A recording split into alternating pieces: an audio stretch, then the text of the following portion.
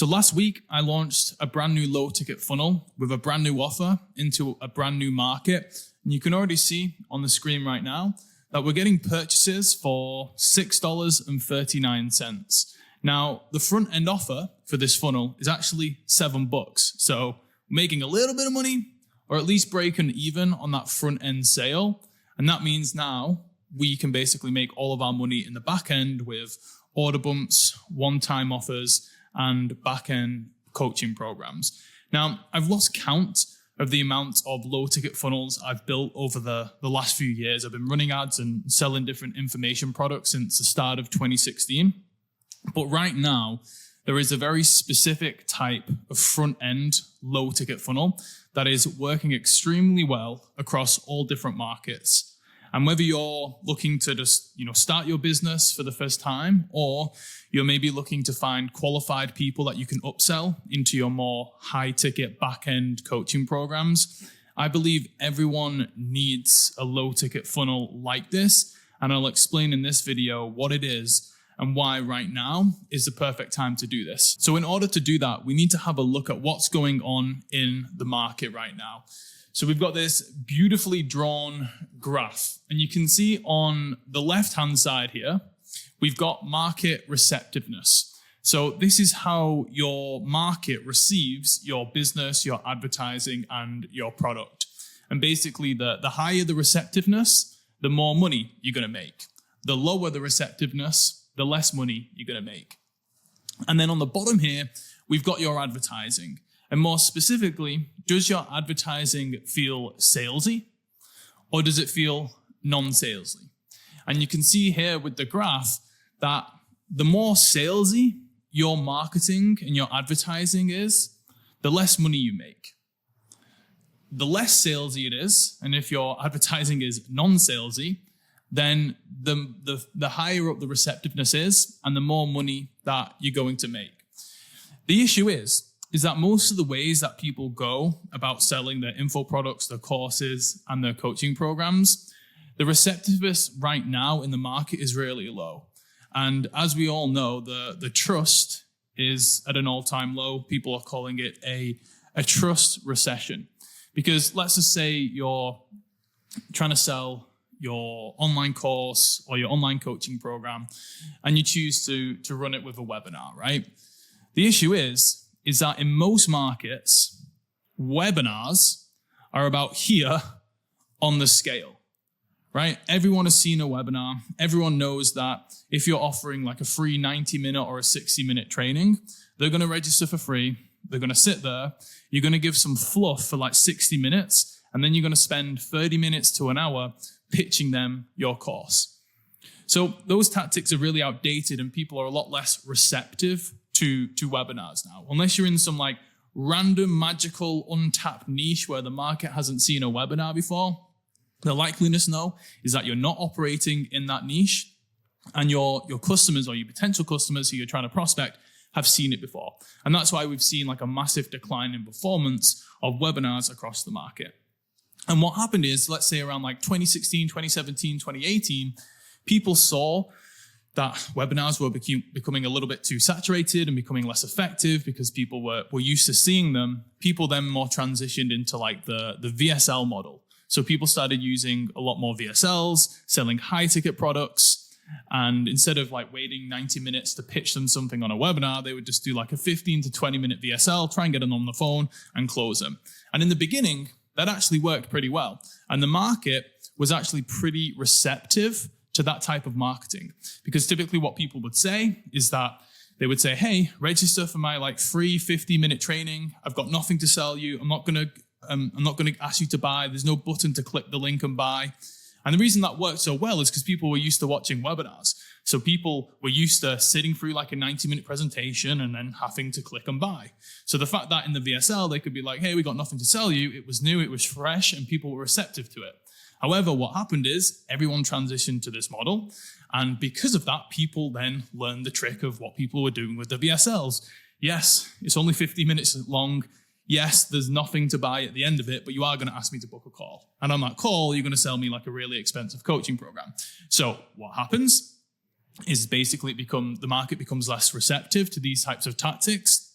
and it moves the VSL down the graph to now you're not making much money. And that's the problem, because the online market space, and it's not just VSLs and webinars, it's all of these different tactics and strategies. Because the barrier to entry is so low in the online space right now, literally anyone can start a business and anyone can create a course and anyone can sell you the dream. And because it's becoming so saturated, the market is becoming less and less receptive to all of these different marketing tactics. So it doesn't matter what funnel you use, the market is becoming less receptive. So what are the ways in which we can break this and we can actually create enough trust and receptiveness that people want to buy from us? The first way to do it is to do what these guys did. And it's to create a personal brand. It's to create content.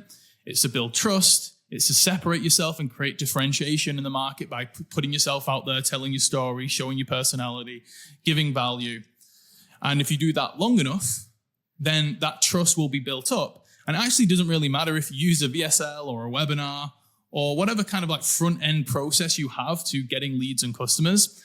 Because you have built up that brand and you have built up that trust with your audience, people are more receptive regardless of the tactics and strategy that you use. So building a personal brand does work, and it does overcome the problem that we were experiencing in this graph. The problem with this, though, is that you have to spend 10 plus years doing it, right? And I'm not like really exaggerating there. Gary Vee has been posting online for, I don't know, probably even like 2 decades now. Iman Gadzhi's the same, probably like a decade of posting, and the same with Alex Hormozi. And these guys have blown up specifically over the last few years, but they put like 5 to 10 years of creating content online to get to that point. Now, of course, some people can do it faster. Obviously, for a lot of people, it is a lot slower. And unless like you're being like really dramatic like these streamers are, and you're really going over the top and really pushing the boundaries of what's socially acceptable in your content to try and get views and go viral, then you're going to have a hard time growing a business quickly doing this method. So you can do this. This does work. But it is going to take you a lot of time, and it's also not guaranteed. You're not in control of the algorithm. You can't guarantee that your content will, get lots of views, get lots of subscribers and followers, and then you can actually build a business off the back of it. You could post for like 5 plus years, get nothing back, and then you give up, and then you're back to square one, but you've just wasted 5 years of your time. So what is the other way in which we can, in a short space of time, create trust so people actually want to buy from us? And the key is launching a low ticket offer, just like what I did in the past week. So what is different about this type of low ticket offer? Well, if we have a look at what most people do when they're launching offers to the market, and this actually came more obvious to me after, I think it was in 2021 where Alex Hormozi released his $100 million offers book, which is a great book, but people took it a little bit to the extreme. And the issue is that people will try and create these offers that are just so unbelievable and amazing. And what they'll try and do is they'll try and fix every single problem. So they'll take like a machine gun approach, and they'll go to their market and they'll say, hey, this is like my ideal customer, or this is my avatar. I need to try and like fix every problem that they're experiencing that I can possibly help them fix. And I'm going to use my machine gun scattergun approach and create a product that solves problem 1, 2, 3, 4, 5, 6, 7, 8, 9, 10, and all the problems they could possibly experience.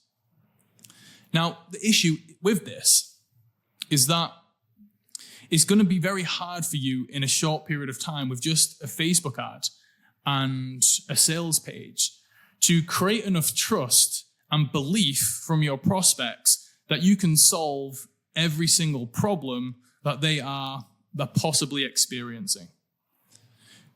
Let's say, for example, but what you want to do actually, what you want to do first, and what that low ticket offer does that I just showed you inside the ad account, is that instead of going after every single possible problem that your prospect has, what you want to do is solve one very painful and specific problem. Instead of being a machine gun and trying to hit every problem, you want to become more of a sniper. and they actually want just one painful problem that you can solve. So if we look at what like most people do when they're creating a low ticket product, and this is an example as if maybe I had a coaching program where I help agencies grow and get more clients and they'll scale their agency. This is what most people feel like they need to do in order to make a low ticket product successful in that niche. So let's just say their offer is, I'm going to help you build a 6-figure agency for just $17, right? And that sounds like a sexy offer because it's like, well, it's a no-brainer. I'm going to help you make 6 figures with your agency, and all you need to pay me is $17. And what they'll do is on the sales page, they'll be like, hey, I'm going to solve every problem that you have. I'm going to show you how to do fulfillment, niche selection, outreach, sales, onboarding, team building. They do it all, right? And they think, wow, like I read $100 million offers. Like, this is the best offer ever. How can possibly anyone who is thinking about starting to grow an agency or struggling to grow their agency, how can they possibly turn this offer down? And there's a few reasons why someone would turn it down. Number one, if I'm looking to grow my business and I see a complete stranger in the newsfeed promise me that they can solve every problem that I've possibly experienced, I don't have enough trust in them as a complete stranger to basically put my entire business in their hands. If I don't know them, if I don't trust them, I'm not really going to trust them to help me solve every single possible problem that I'm experiencing in my business at that point. So that's number one. Number two, it's also like very general. It's going to be very hard to get really specific with the pain points and the emotions that your ideal customer is going through when you're talking about all of these different problems. Okay, and again, this is what we're talking about, is running a Facebook ad to a cold audience and sending them to a sales page that has to sell them on this, right? So we're not talking about organic content, email follow-up, or anything like that. We're talking about in a 1 to 10 minute time frame, you have to convince this person that you can solve all these problems. And it gets very challenging to convince someone that you can help them solve even just one problem, never mind 10 to 20 problems. So the issue that you're going to run into is that you're going to have to be a bit more general with the problems with fulfillment, the problems with niche selection. But the challenge here is that fulfillment has multiple different problems. Niche selection can have multiple different problems. And the more problems you try and solve, I'm saying problems way too much right now, but the more problems you try and solve, the more general your copy and your messaging has to be. And if the more general, and anyone who's done any type of copywriting training will know that like being specific is what sells. So when you try and solve everything, you have to be more general with your messaging and the words that you use, and that is going to become a lot less effective. Whereas if you just pick one of these problems and go really deep on an element of that problem, you can be a lot more specific, you can communicate more deeply with your audience, and you can connect with them on a deep emotional level that will create that trust. The other issue with this as well is that this 6-figure agency blueprint or whatever you're going to sell for $17, that's going to be quite a long program, right? You've got a fulfillment module, a niche selection module, an outreach module, a sales module. That could be like 40 plus hours of content, right? If it's done well. Again, the problem you've got is that you're running an ad to a complete stranger and you're saying to this person, what this offer on the right-hand side is basically saying it to this person is, hey, you don't know who I am, but over the next month or next few weeks, commit to spending 40 plus hours learning from me, and I'll give you a 6-figure agency. Now, the problem is that, again, there's absolutely no trust, right? This is cold market, cold audience. They've just heard of you. They've never seen any of your content before. There's so much time risk involved in that offer is that it's just not worth it for them. It's like if you're going up to someone and you want to ask them out on a date, what do you say, right? You may say, hey, do you want to go for a walk? Do you want to grab a coffee? Or even, do you want to go out for dinner, right? Or do you want to catch a drink? It's a relatively low time commitment. What you don't want to do is go up to someone in the street who you've never met before and say, hey, do you want to come on like a 2-week trip with me? If the person has got any brain cells and isn't even a little bit sane, they're going to say, no, absolutely not. You're a complete stranger. I don't know who you are. I don't want to commit to spending 2 weeks with you when I don't even know if we're going to get along. So that's why you go out on the first date first, to get a sense of if you like the person, if you could see yourself spending more time with this person, if you resonate with them, if you connect with them. And it's the exact same thing that we're trying to achieve with this. Whereas this offer does the absolute opposite. It's going in and saying to them, hey, do you want to spend 40 hours with me? It's too much of a time commitment and it's too much of a risk. Because if you turn out to be some trashy wannabe guru that has crappy content and actually has no knowledge or value to share and your program doesn't get results, then guess what? That person has just risked and wasted 40 plus hours learning from someone who they don't actually want to learn from and they don't resonate with. So it's too much of a risk. Like, I don't want to go in and buy like a 40-hour course. If I'm going to buy something spur of the moment, it needs to be quick, it needs to be effective, and it's got to be very specific to the problem that I want. So here's an example of what I would do.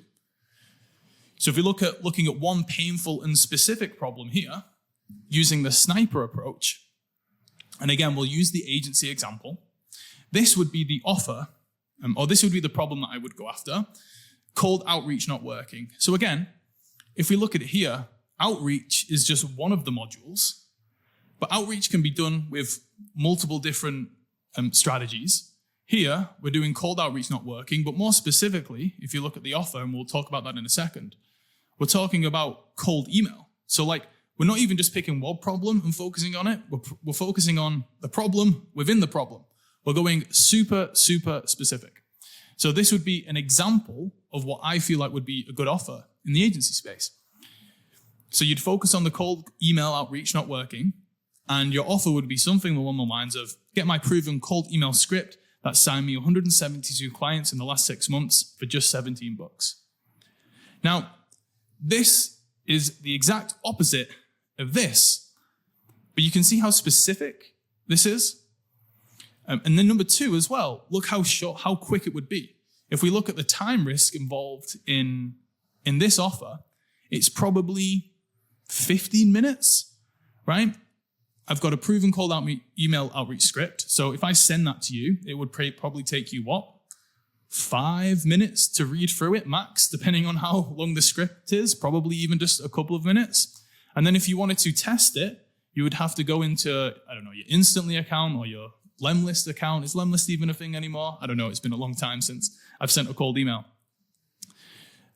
But it would take you, what, like 10 minutes to set up the email campaign in one of those softwares and send it out and test?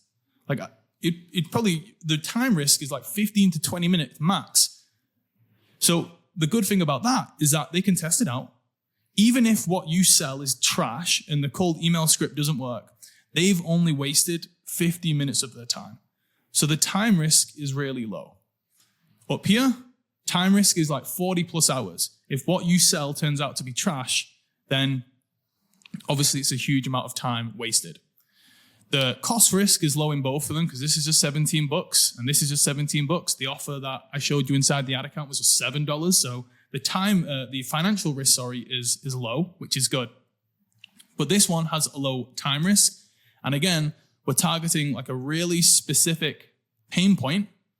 So our messaging in our ad, on our sales page, is going to be really specific. It's going to connect with the audience. It's not going to be general whatsoever. And we're going to position ourselves as an expert at solving now this specific problem. So it basically is the complete opposite to this offer. But this will help you get conversions from cold traffic much more effectively. Now, of course, after that, you can go and you can help them with the rest of the problems. Obviously, the goal with this isn't to make money with the $17 front-end product. The goal with this isn't to make money off the $7 purchase, right? Obviously, that's not the case. The whole goal is to basically say, hey, come into my business and I'm going to help you and create trust by showing you that I can help you.